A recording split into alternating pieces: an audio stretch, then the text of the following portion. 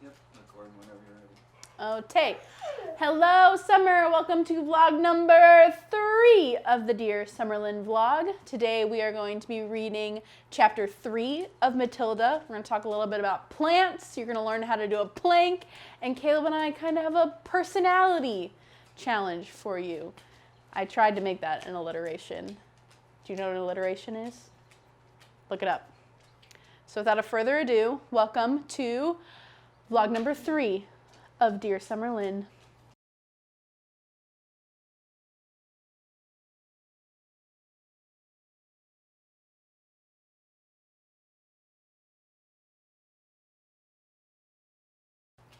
And we are going to get started by reading chapter 3. A little review of chapters 1 and 2 is that Matilda is a reader and enjoys reading. And she decided that she was going to keep reading. And her parents aren't super approving of this, and they're kind of mean. And at the end of our second chapter, she said she was going to try maybe even the score a little bit with her parents. And so the title of chapter 3 is The Hat and the Super Glue. This made me think about what could happen. Here's Riley. Riley, come here. With the hat and the super glue. All right. The following morning, just before the father left for his beastly secondhand car garage, Matilda slipped into the cloakroom and got hold of the hat he wore each day to work. She had to stand on her toes and reach up high as she could with a walking stick in order to hook the hat off of the peg, and even then she only just made it. The hat itself was one of those flat-top pork pie jobs with a jay's feather stuck in the hat band, and Mr. Wormwood was very proud of it. He thought it gave him a rakish, daring look, especially when he wore it at an angle with his loud check jacket and green tie. Matilda, holding the hat in one hand and a thin tube of superglue in the other, proceeded to squeeze a line of glue very neatly all around the inside rim of the hat. This seems to be shaping up into a prank, which I know you enjoy, Summy. Then she carefully hooked the hat back onto the peg with the walking stick, and she timed this operation very carefully, applying the glue just as her father was getting up from breakfast table. Mr. Wormwood didn't notice anything when he put the hat on. When he arrived at the garage, he couldn't get it off. Super glue is very powerful stuff, so powerful it would take your skin off if you pulled too hard. Mr. Wormwood didn't want to be scalped, so he had to keep the hat on his head the whole day long, even when putting sawdust in the gearboxes and fiddling with the mileages of the car with his electric drill. In an effort to save his face, he adopted a casual attitude, hoping that his staff would think that he actually meant to keep his hat on all day long, just for the heck of it, like gangsters do in the films. When he got home that evening, he still couldn't get the hat off. "Don't be silly," his wife said. "Come here, I'll take it off for you." She gave the hat a sharp yank. Mr. Wormwood let out a yell and rattled the window panes. "Ow!" he screamed. "Don't do that. Let's go. You'll take half the skin off my forehead." Matilda, nestling in her usual chair, was watching this performance over the rim of her book with the most interest. "What's the matter, Daddy?" she said. "Has your head suddenly swollen or something?" The father glared at his daughter with deep suspicion, but said nothing. "How could he?" Mrs. Wormwood said to him. "It must be superglue. It couldn't be anything else. That'll teach you to go playing around with nasty stuff like that. I expect you were trying to stick another feather in your hat." "I haven't touched the flaming stuff," Mr. Wormwood shouted. He turned and looked again at Matilda, who looked back at him with large, innocent brown eyes. Mrs. Wormwood said to him, "You should read the label on the tube before you start messing around with dangerous products. Always follow the instructions on the label." "What in heaven's name are you talking about, you stupid witch?" Mr. Wormwood shouted, clutching the brim of his hat to stop anyone trying to pull it off again. "Do you think I'm so stupid I'd glue this thing to my head on purpose?" Matilda said, There's a boy down the road who got some super glue on his finger without knowing it, and then he put his finger to his nose. Mr. Wormwood jumped. What happened to him? He spluttered. The finger got stuck inside his nose, Matilda said, and he had to go around like that for a week, and he couldn't do anything about it. He looked like an awful fool. Serve him right, Mrs. Wormwood said. He shouldn't have put his finger up there in the first place. It's a nasty habit. If all children had super glue put on their fingers, they'd soon stop doing it. Matilda said, grown-ups do it too, Mummy. I saw you doing it yesterday in the kitchen. That's quite enough from you, Mrs. Wormwood said, turning pink.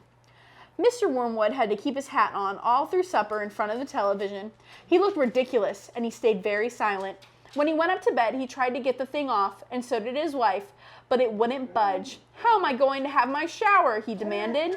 You'll just have to do without it, won't you? His wife told him. And later on, as she watched her skinny little husband sulking around the bedroom, his purple striped pajamas with a pork pie hat on his head, she thought how stupid he looked. Hardly the kind of man a wife dreams about, she told herself.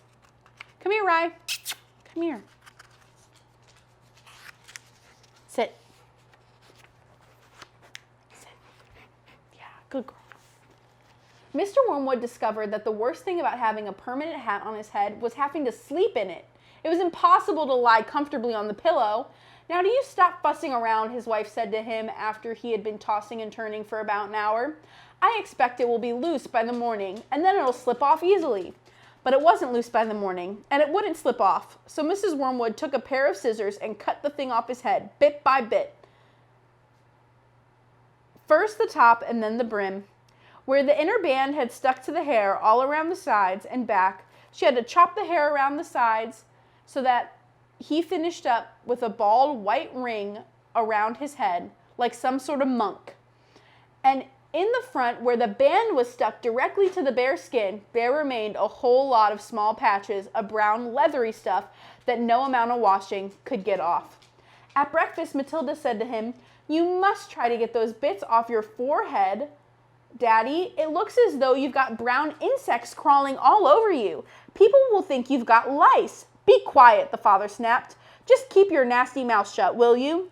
All in all, it was a most satisfactory exercise, but it was surely too much to hope that it had taught the father a permanent lesson.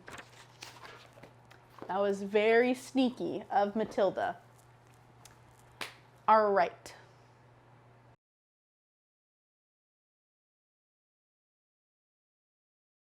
And for this week's weekly research, we have a plant. And we're just going to go ahead and talk about the parts of a plant. This is an Easter lily. That crinkling is probably a little annoying, but here's an Easter lily. So, what parts of the plant can we see? What's this part up here called? Caleb, do you know what this part up here is called? Flower? No. The flower. No, that's right. Good job. Do you know what the flower does? Well, depending on which aspects you're talking about, would be either takes in the sunlight and also creates pollen. It produces the seeds or the pollen for the plant to reproduce. So the seeds up here and the pollen allow it to reproduce. And then there is the stem, which the stem carries water from the bottom all the way to the top and helps it travel through the nutrients. And then these guys right here are the leaves, and the leaves are actually what collects the sunlight to help the plant produce food. So this collects sunlight energy and it'll be turned into food through the photosynthesis process. And the part that we can't see that's down here in the dirt and in the pot is the roots. And the roots help water and minerals travel up through the stem and in the plant, throughout the plant to get the nutrients that it needs. So there is your little lesson on plants today. For our movement minute today, we are going to learn how to do a plank. So I like to start in a seated position and kind of slowly work my way there. So I go here, I'm in all fours, and you can kind of do this, I would say, a couple different ways. One way is to stay here. And you want to make sure you push into your hands nice so that you're not putting too much weight into, just your wrists so you hurt them, but push it into your fingertips, and then you're going to come all the way up here and stand nice and strong. And even if you can do it for like 3 seconds, like 1, 2, 3, that's pretty good. Another way is you can be down on your elbows so you're a little bit lower. That's another way to do a plank. And again, just for like 3 seconds, 1, 2, 3. Pretty good. So that is how you do a plank. Okay, so for this week, Caleb and Lexi we're gonna do a little bit of a couples question challenge thing. So I'm gonna ask a question and we are going to give answers for both of us. So I'm gonna guess Caleb's answer and I'm gonna give my answer to see how well we do matching up. So, and this is a T-chart, which is really good for note-taking and organizing our ideas. So this is one way to organize our ideas. So I have, I think, like 7 questions that we are going to go through. You ready? Sure. Yeah. All right, question number 1. Favorite food?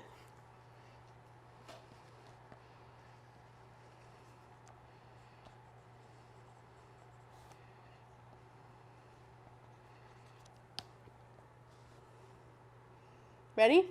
3, 2, 1. Oh, chicken nuggets. Oh, that is pretty close. But I did say pizza for Caleb, and he said pizza for himself. Mm-hmm. He said chicken nuggets for me, but I said French fries. Chicken nuggets are definitely a close second. Just all potatoes. All potatoes. All potatoes are good. All right. Gotta keep my questions open here. All right, question number 2. What are our childhood nickname or nicknames? Plural. I always get this one wrong for you.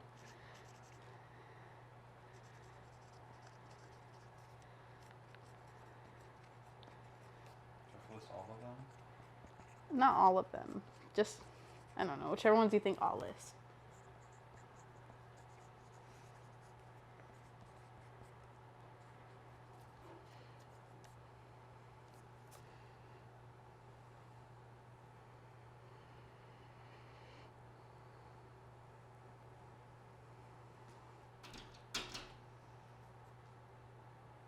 Ready? 3, 2, 1. You forgot giant. I failed. I win. She forgot her own nickname of giant. I didn't list that one. Okay, you got Caleb. Is it Commando Fluffy Pants? Not fluffy head. Fluffy Head. Dang it, I was so close. My mom calls me Lexi Bear. I forgot giant because I don't know, I was thinking like what adults give me, but. Also, Lexi is just a nickname as well. It's just You're right. Riley is scratching at the door, so I'm going to let her in. wrote on top of my leg. I what? Wrote on my leg. I'm sorry. Okay, right.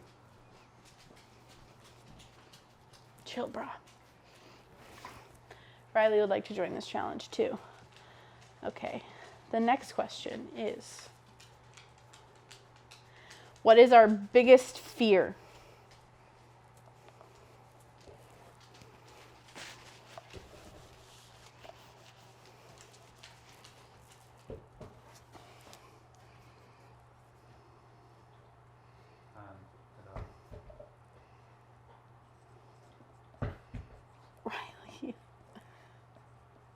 Riley is feeling attention deprived. That didn't take her to a nap earlier.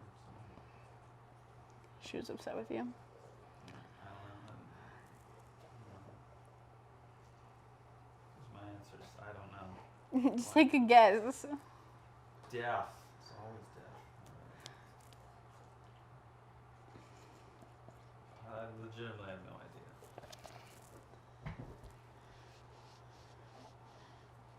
Be a cause for some self-reflection.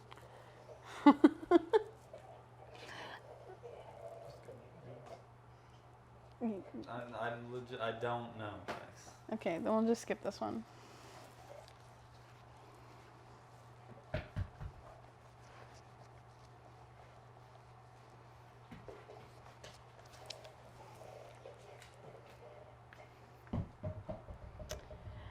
Biggest pet peeve. I'd say, like, of the other person. Specifically? Yeah, like what I do, the biggest pet peeve of each other.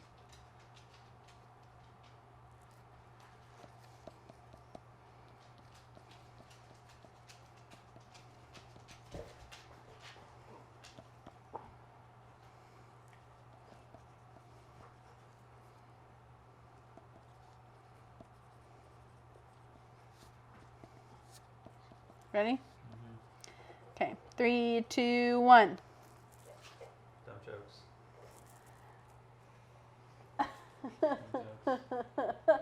No, I said that you're grumpy in the morning. So you don't see me in the morning anymore. Less now, yes. But I guess grumpy when you wake up in general.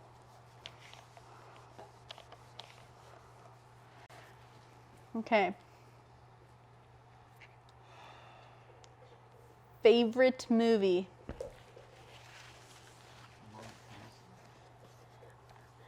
Yeah, I figured this one was going to be harder for you than me.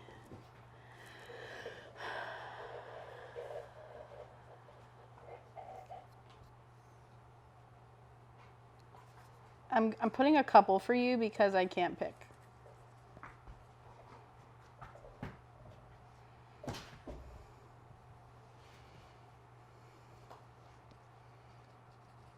Wait, I can't even think of what it's called. Oh.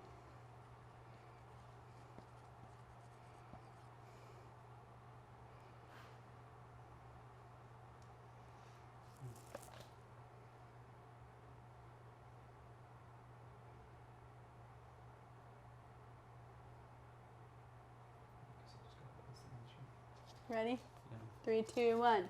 Juno. Good job. What did you put for me? Oh, for you. Saving Private Ryan? It's up there. That didn't even make my list. It's Jason Bourne, not Bourne. Or Bam. No, I know it's Bourne. It's just... But you put an M. No, it's an N. B-O-R-N-E. That's an M. No, it's an R. It's an R. There's just no Bourne. space. Yeah, but that's true. Saving Private Ryan? That's really good. No, that is a bomb. I didn't think that would be your favorite. All right, this one is easy for you. Harder for me. What does Lexi hate the most? No. Pants. Favorite band? Oh.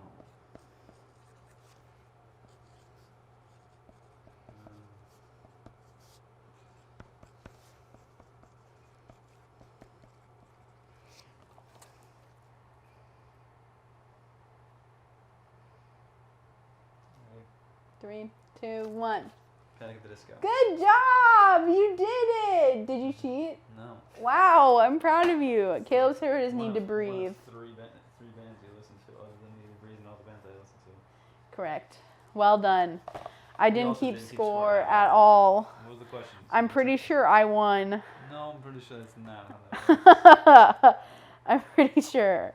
Okay, no, because, all right, there was food, which Lexi won. Yes. And then, Caleb won movie. yes. What are the other ones? Oh, nicknames. I feel like that was a But draw. It depends on how you scored it. I don't feel like either of us won that one. No, I won. You didn't list your own nickname of Giant. Fine, I'm going to give us both that because I did good. I got Caleb, or K-Love, not Caleb, or not K-Bub, even though that's the nickname I gave you. No, it's not. It's the nickname that the Colors kids gave me. That I told you about, then you adopted immediately. Maybe. Nickname, pet peeve, I got that one. You didn't. Movie, you got. Band, we both got. It's you doing a layup and me slam dunking. 3-4.